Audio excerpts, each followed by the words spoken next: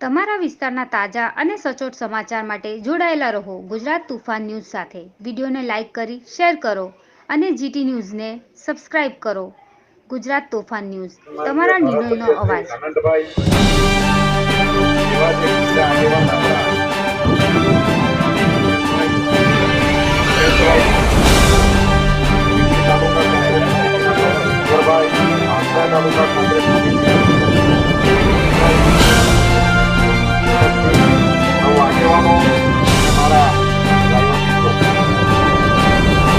બેસવાનું હતું, આજે તમે મને ઉપર બેસાડ્યો, તમારો ખૂબ અભિનંદન। આવતા મોડું થયું કારણ કે સુરત જિલ્લાના મહુવામાં પણ એક આપણા જ ભાઈઓ ડ્રાઈવરોની મીટિંગ હતી, ત્યાં જવાનું હતું। ત્યાં પણ પોલીસ તંત્ર બધાને વેરવિખેર કરતું હતું, પરંતુ મેં કીધું એમને કહી દઉં કે અનંત પટેલ આવે છે એટલે એ લોકો વેરવિખેર થઈ ગયા। ગઈકાલે પણ આપણા મિત્રોએ વાત કરી મને કે પોલીસ નથી ભેગા થવા દેતા। મારા ગણદેવાના મિત્રને કાલે ફોન આવ્યો, એમ કે પરવાનગી લેવાની કેમ કે મેં એમ કીધું આપણી પાસે લાયસન્સ તો બધા પાસે છે। આજે આ કાળા કાયદાના વિરોધમાં આપણે સૌ ભેગા થયા છે, ત્યારે મારા મિત્ર અને જિલ્લા કોંગ્રેસ સમિતિના પ્રમુખ શૈલેષભાઈ, રૂઢી પ્રથા ગ્રામ સભાના અધ્યક્ષ આપણા સૌના આગેવાન એવા રમેશભાઈ, મારા મિત્ર અને તાલુકા પંચાયત ધરમપુરના સદસ્ય એવા કલ્પેશભાઈ, ઈશ્વરભાઈ, નિકુંજભાઈ, તમામ આગેવાનો, મિત્રો, પત્રકાર મિત્રો, પોલીસ મિત્રો। કોઈ આંદોલનની શરૂઆત ક્યારે થાય ખબર? જ્યારે એના પર અત્યાચાર થાય ત્યારે। તમે બધા જ પોતાના કામોમાં વ્યસ્ત હતા, બધા જ પોતપોતાનું કામો કરતા, રોજ સવારે ગાડી પર બેસી જતા અને જે પણ કામ સોંપે તે લાવતા ને કરતા।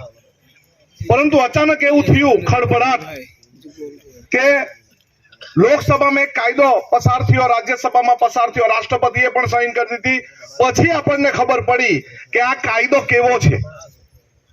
એ પહેલા સોશિયલ મીડિયામાં આવ્યું, મારા પર 3, 4, 5 જગ્યાએથી ફોન આવ્યા, અમે પણ અભ્યાસ કર્યો, કલ્પેશભાઈ સાથે ચર્ચા કરી, રમેશભાઈ સાથે ચર્ચા કરી, શૈલેષભાઈ સાથે ચર્ચા કરી। પણ આ કાયદો કેવો કાયદો કે 10 વર્ષની જેલ અને 7 લાખ રૂપિયાનો જુર્માનો, 7 લાખ રૂપિયાનો દંડ। મને આમાંથી એક ડ્રાઈવર હાથ ઊંચો કરીને કહે તમારા ઘરે 2 લાખ રૂપિયા છે કોઈ પાસે? છે કોઈ પાસે? બીજું, આપણે કોઈ પણ ટ્રક માલિકોના વિરોધમાં નથી। એ માલિક પણ એવું વિચારે કે મારા ડ્રાઈવરને 10 વર્ષની સજા ન થવી જોઈએ, વિચારે ને માલિક। પરંતુ આ સરકાર જ્યારે કાયદો બનાવે ત્યારે કોઈ પણ એસોસિએશનને પૂછવું જોઈએ કે આ ડ્રાઈવરોને પૈસા કેટલા આપે, કેટલો પગાર તમારો? 50,000, 20,000, 10,000 કે 15,000? 10 કે 15,000 નો પગાર જયારે લેતા હોય, 12,000 નો પગાર લેતા હોય ત્યારે એનું પરિવારનું ગુજરાન કેવી રીતે ચાલતું એ પ્રશ્ન છે। પાછું રોડ પર નીકળવાનું મોતનું જોખમ, કદાચ સાંજે આવે નહીં આવે, લાશ આવે। તમે રસ્તામાં પોલીસ વાળા ધમકી આપે, કઈ ને કઈ દંડ ભરાવે અને રસ્તામાં પંચર પડે એટલે પાછો એક દિવસ આપણો પાકો। આટલું બધું જોખમમાં સરકારે એવો કાયદો બનાવવો જોઈતો હતો કે કોઈ પણ એક્સિડન્ટ થાય ને વાહન ચાલક એટલે ડ્રાઈવરને પગ તૂટી જાય તો 5 લાખ આપવાના,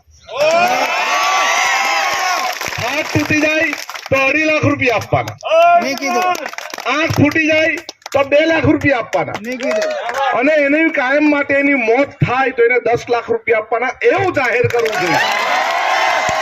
પણ આ સરકાર એ નાના લોકોની સરકાર નથી। આજે ડ્રાઇવિંગ નો વ્યવસાય કોણ કરે?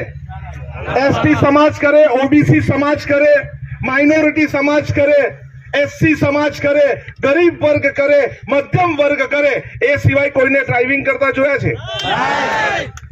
કોઈ છે?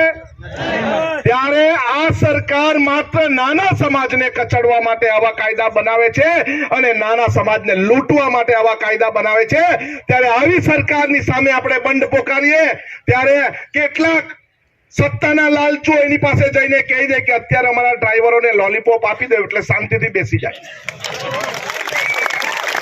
અરે ભાઈ, આવા લોલીપોપ અમે ખાધેલા હતા અને ફેંકી બી દીધેલા.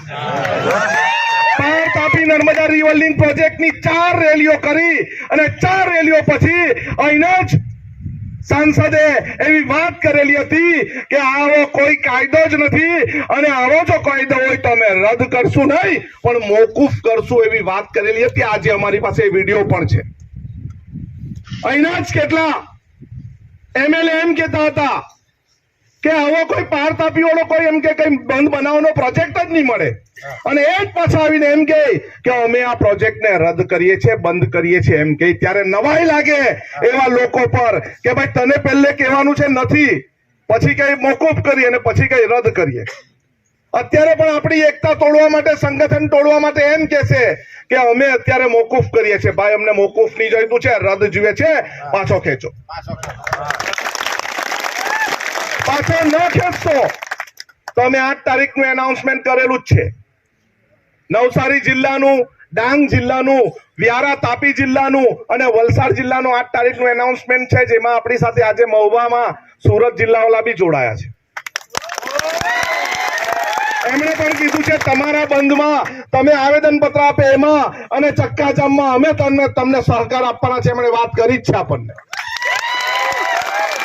આપણું આંદોલન 16 જેટલી રેલી અમે પાર તાપીમાં કરી, એક પણ કાંકરી ચાળો થયો નહીં, એક પણ જગ્યાએ કોઈ હિંસા થઈ નહીં, એક પણ જગ્યાએ કાનની ફાટી પડી હોય ને તો 8 તારીખે બંધ કરાવું ત્યારે શું થાય?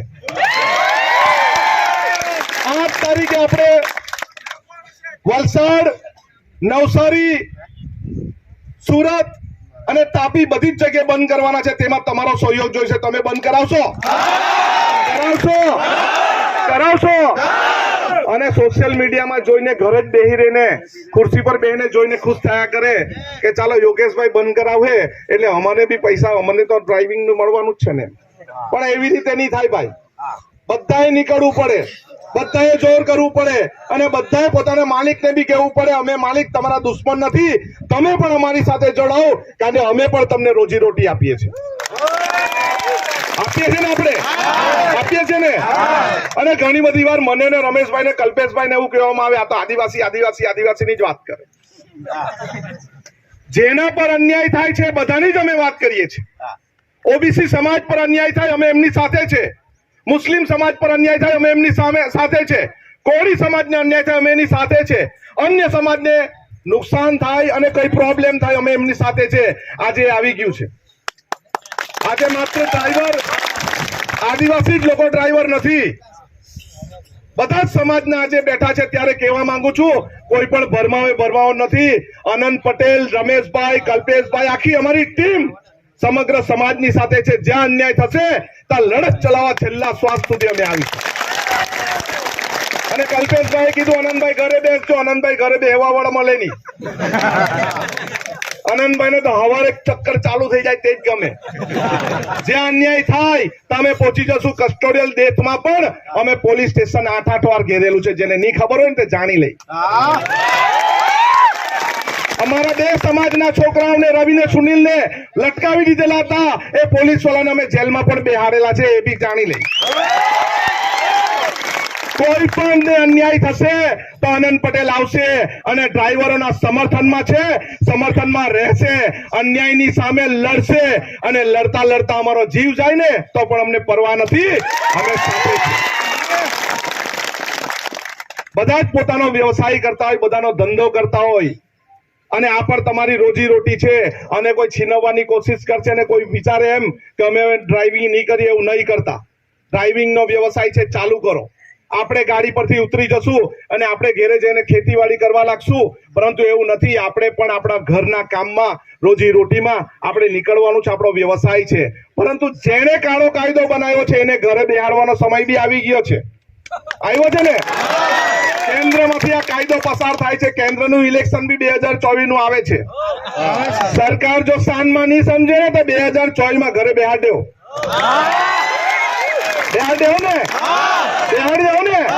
હા, જે આપણી સાથે આવીને આપણી અન્યાયની લડતમાં આપણી વચ્ચે આવીને બેસે એવા નેતાને પસંદ કરજો.